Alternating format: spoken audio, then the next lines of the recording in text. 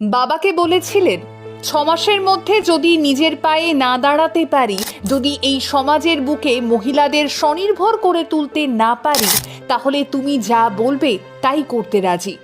সেই ছেলেটাই এখন ছোট বা নতুন ব্যবসায়ীদের পাশে দাঁড়িয়ে আর 5টা মানুষকে নিজের পায়ে দাঁড় করিয়ে নিজের দক্ষতার জেরেই গড়ে তুলেছেন 100 কোটির কোম্পানি।